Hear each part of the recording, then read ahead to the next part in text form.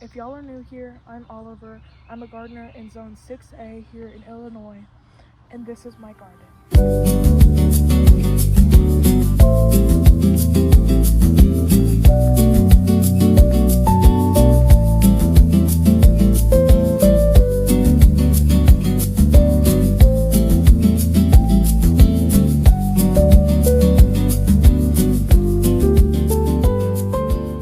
Hey y'all, so today we're going to be planting some potatoes in some buckets. So I'm actually under my patio roof right now in the kind of sunroom area, because it is one of our nicer days actually that I actually get to be out here and work in the garden, because it has been so hot. It's giving climate change. I don't like it.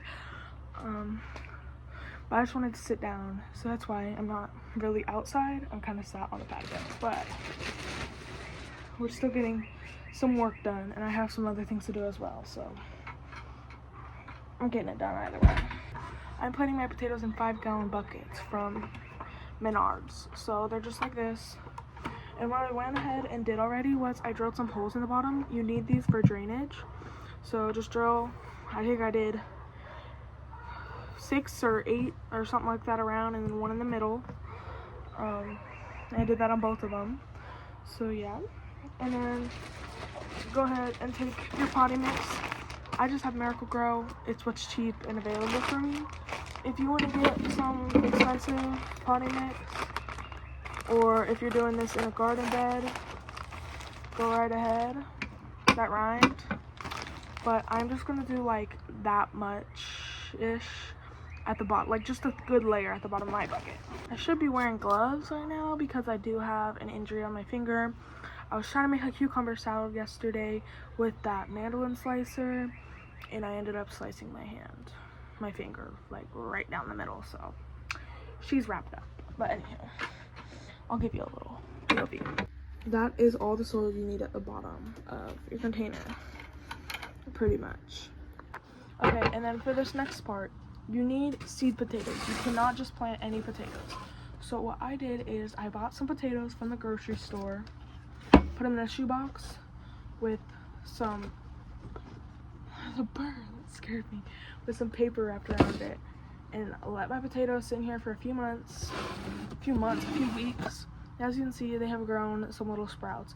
Now I did put these little Yukon Gold potatoes and these Country Redskins. The Country Redskins didn't really sprout as well as the Yukon Golds did, and I don't like, I eat more Yukon Golds than I eat Redskins. I eat them both, but also this is a fall harvest of potatoes, so you don't want to be really planting late potatoes that are like big potatoes like your russets or your Kennebecks or any like larger potatoes that'll take longer to grow. You want to plant some smaller potatoes like this.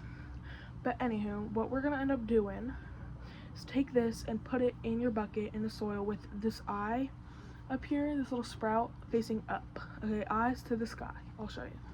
So all you're gonna do, you got your little layer of soil in there. I'm gonna put this one in here, nestle it in right there, the eye pointing up.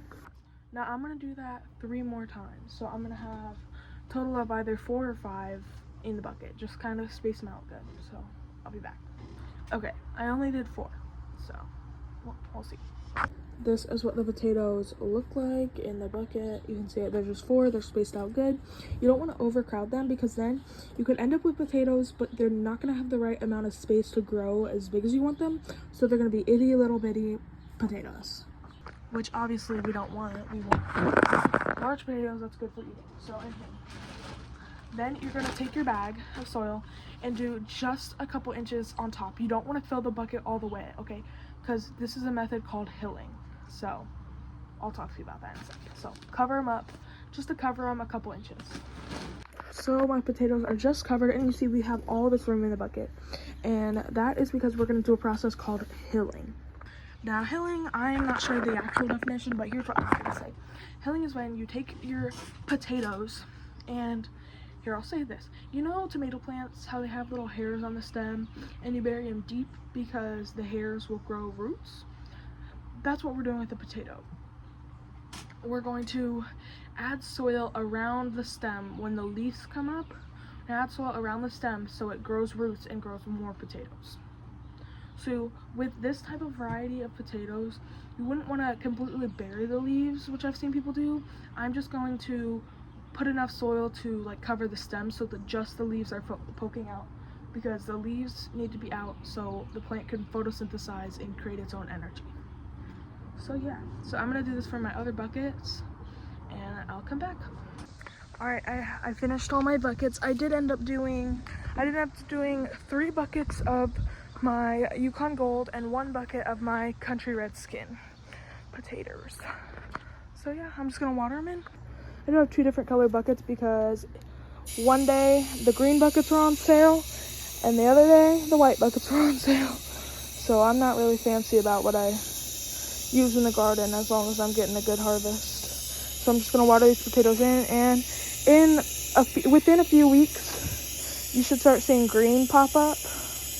And that's when you'll like put more dirt on top, and I'll probably make a TikTok about that, about hilling. So yeah, just make sure these all get wet. And there you go. You'll have potatoes. Now, unless it's raining and you can't control it, you want to let it dry out between waterings after it sprouts. So if it's like the soil's dry and they haven't sprouted out yet, give them water. But if the soil's dry and they have sprouted, you give them a few days and then water. And you'll have potatoes by the first frost. Thank you all for watching. I'll see y'all next time. Mwah.